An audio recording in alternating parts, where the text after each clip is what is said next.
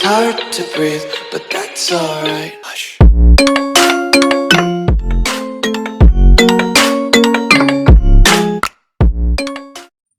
Hello everyone, last lecture में tally के हमने मैन्युफैक्चरिंग देखा था।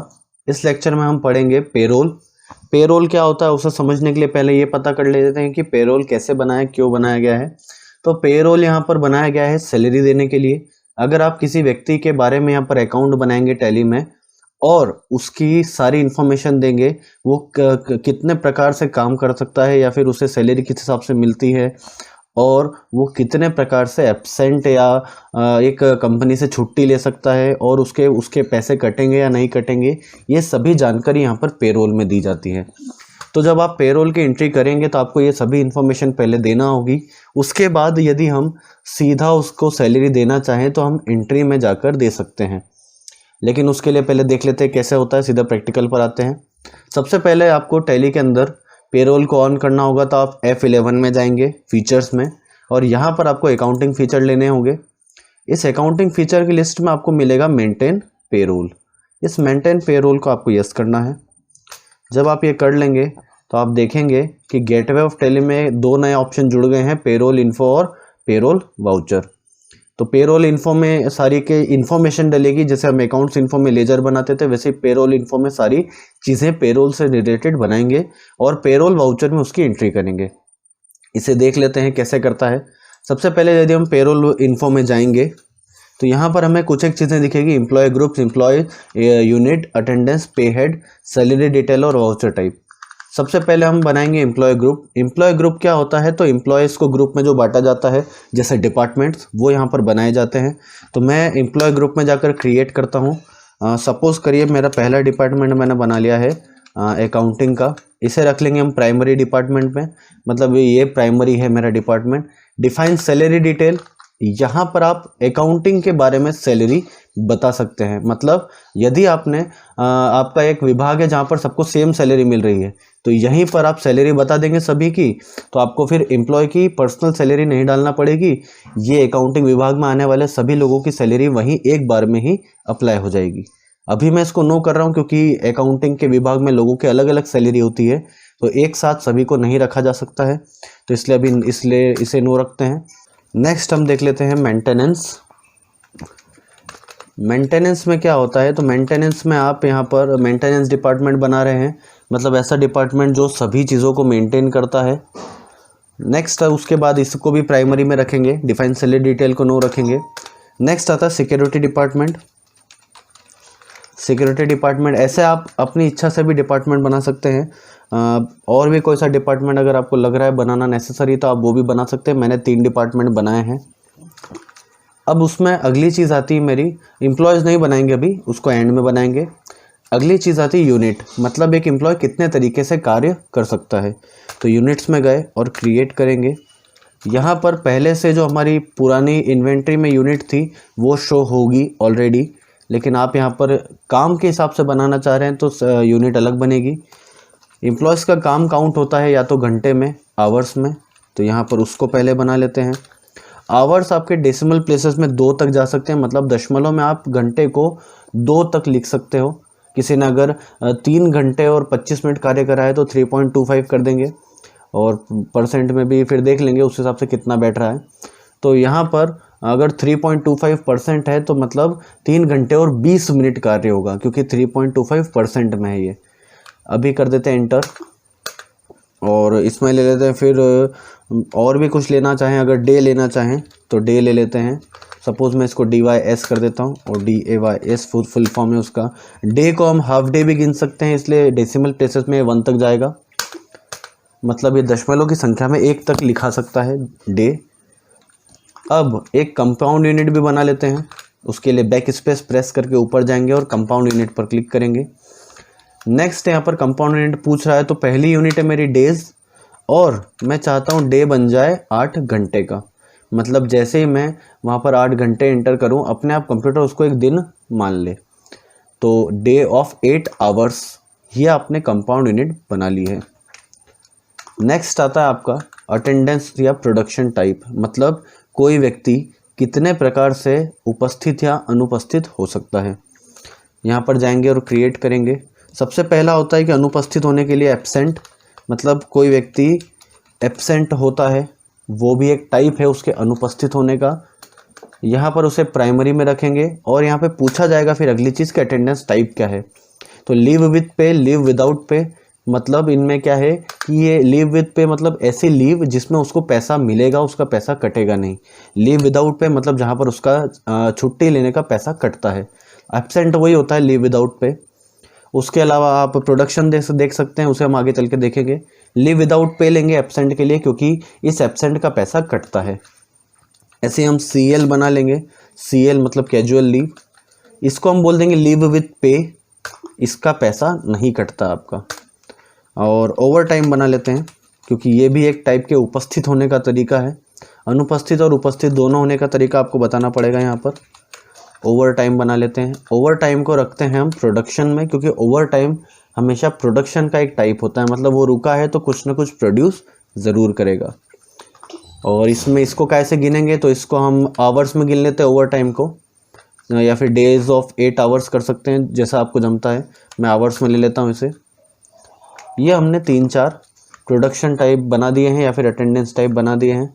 नेक्स्ट आता पे हेड। पे हेड क्या करता है, तो पे हेड आपका बताता है कि आपकी सैलरी किन चीज़ों से मिलकर बनती है। मतलब अगर आप किसी एम्प्लॉय को सैलरी दे रहे हैं तो आपने पे स्लिप देखी होगी, बहुत लंबी रहती है, उनमें बहुत सारी चीज़ें इंक्लूड रहती है।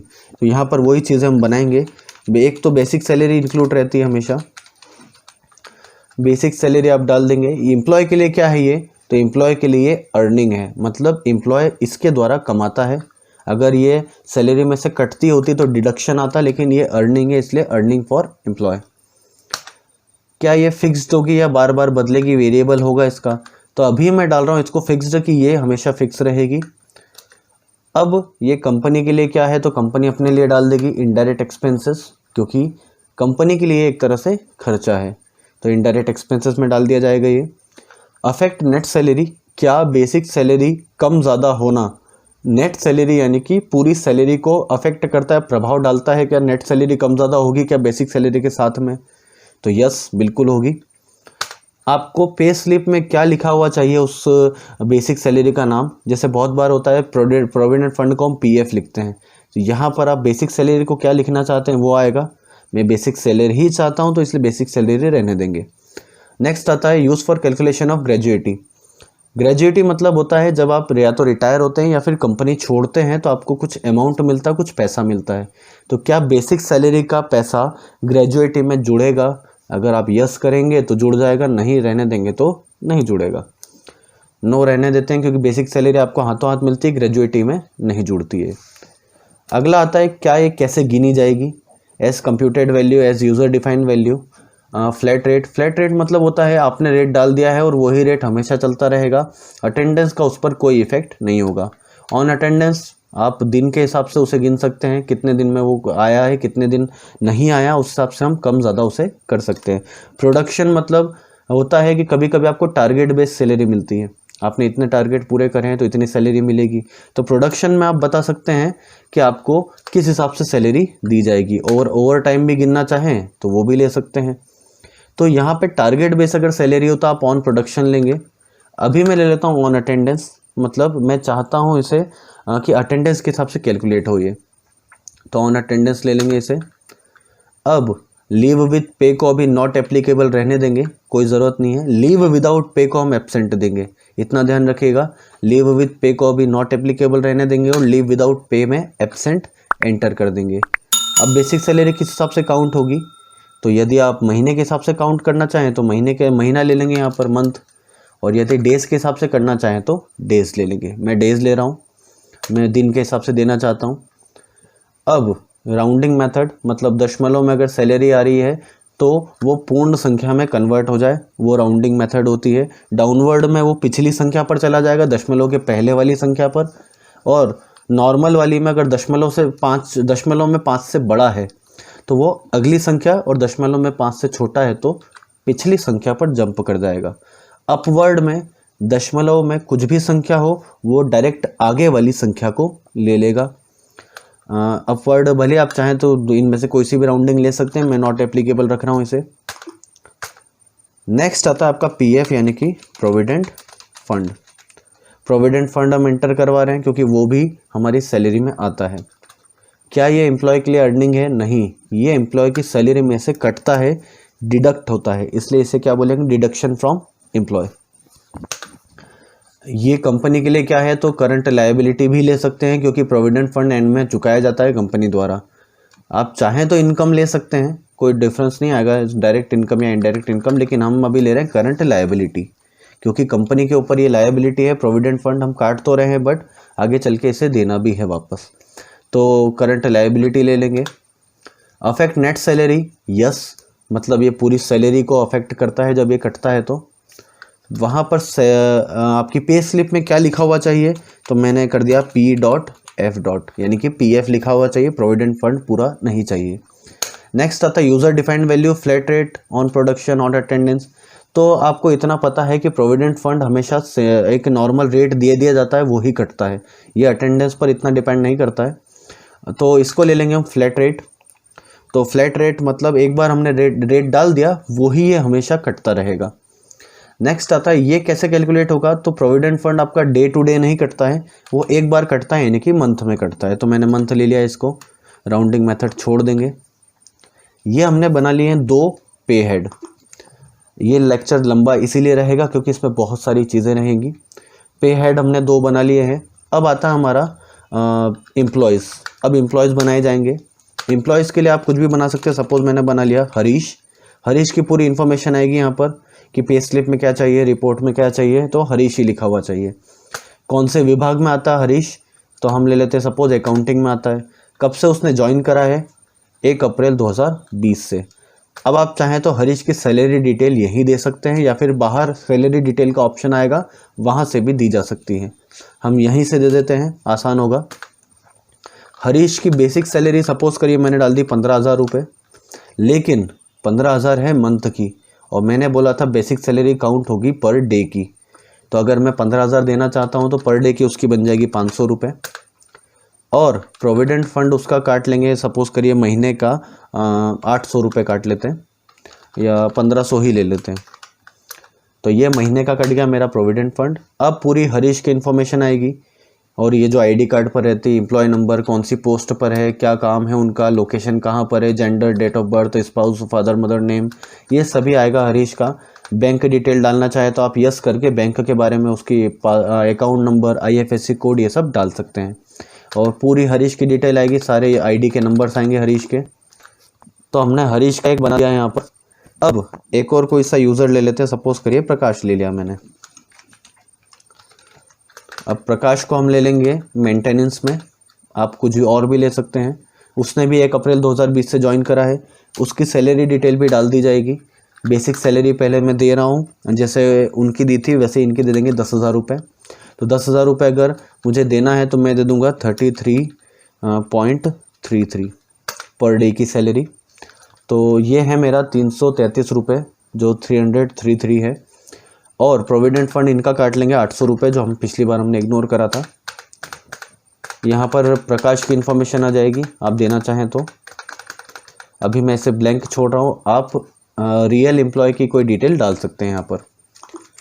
अब मैंने एम्प्लॉय भी बना लिए हैं। अब आप चाहें तो सैलरी डिटेल डाल सकते हैं, बट अब हमें इसमें जाने की ज़रूरत नहीं है क्योंकि मैंने एम्प्लॉय बनाते टाइम ही सैलरी डाल दी है। आप देख लीजिए हरीश की सैलरी ऑलरेडी यहाँ पर एंटर्ड है क्योंकि मैंने एम्प्लॉय बनाते टाइम ही दे दी थी। अब हमारा काम हो जाता है पेरोल इन्फो से ख़त्म, हमने सभी चीज़ें बना ली हैं। नेक्स्ट आता है आपका पेरोल वाउचर। पेरोल वाउचर क्या करता है? तो यहाँ पर अब हम इनको सैलरी देंगे।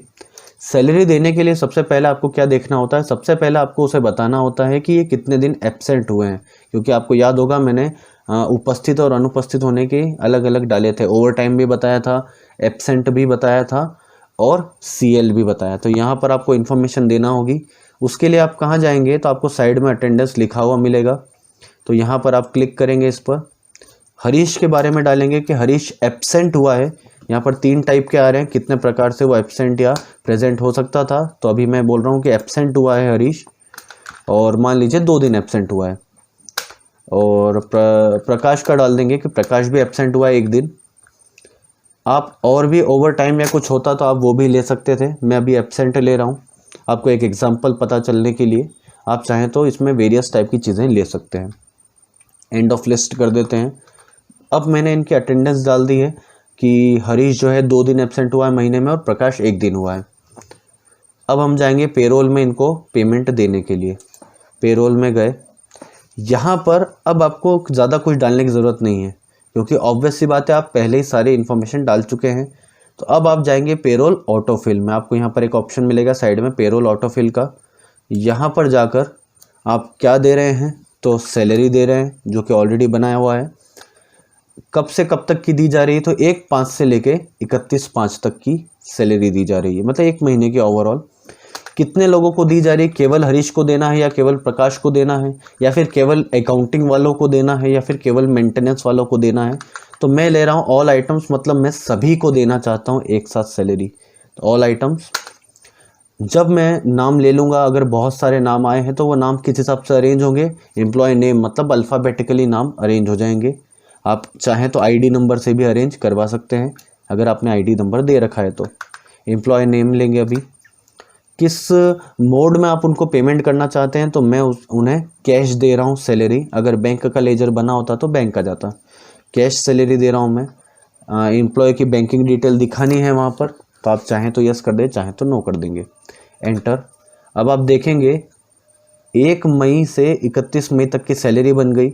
हरीश की बेसिक सैलरी थी 15,000 रुपये, लेकिन वो 31 दिन आया है तो एक दिन की 500 बन रही थी उसकी, तो उसकी बन गई 15,500 रुपये। 31 दिन के 500 रुपये के हिसाब से होते हैं 15,500।